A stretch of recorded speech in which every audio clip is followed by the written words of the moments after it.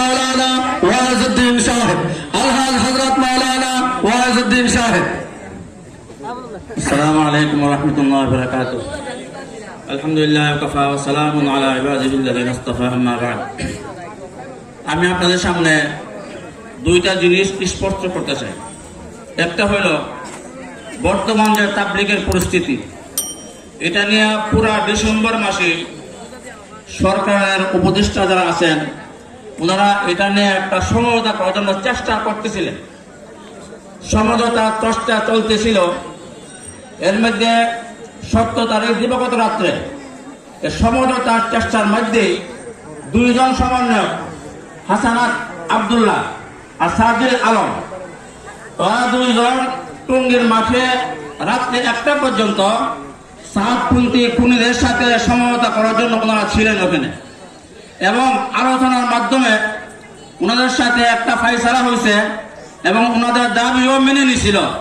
তাদের দাবি ছিল যে আমরা ডিসেম্বর মাসে 20 থেকে 25 পর্যন্ত আমরা জোর করব। তাদের এই দাবি মেনে নিয়েছিল সমন্বয়করা।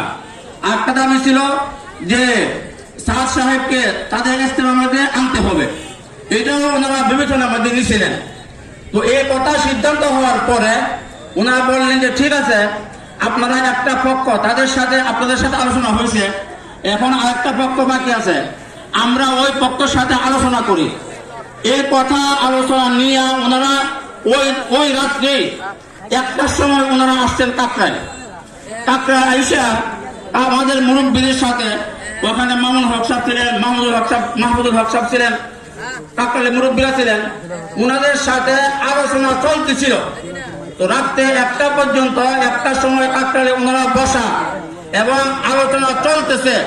ওই মুহূর্তে টঙ্গী থেকে ফোন আসছে সমন্বয়ক সাজিল আলমের কাছে যে টঙ্গীর মধ্যে তারা হামলা করছে, সাতপন্থীরা টঙ্গীতে আতঙ্কিতভাবে হামলা করছে। ওই সময় তৎক্ষণাৎ সাজিল আলম ওই টঙ্গীর ময়দানে সাতপন্থী একজন লিডারের কাছে ফোন দিয়ে বললেন যে আপনারা এই কাজটা কি করলেন? আপনাদের সাথে তো আমাদের সমঝোতা একটা ফাইসালা হয়েছে, এখন আপনারা এই ফাইসালার মধ্যে আপনারা এই কাজটা কি করলেন? আপনারা তো আমাদের যে সিদ্ধান্তরা এটা কোনো মূল্যায়ন করলেন না। তখন ওই জায়গার মধ্যে সাজিল আলম পরিষ্কার বলছেন, যেহেতু আপনারা সরকারের সিদ্ধান্ত মানেন নাই, অতএব আমরা আপনাদের সাথে নাই। আপনারা খুনি, আপনারা সন্ত্রাসী, আপনারা সমঝোতা চান না, আপনারা শান্তি চান না, আপনাদের সাথে আমরা নাই।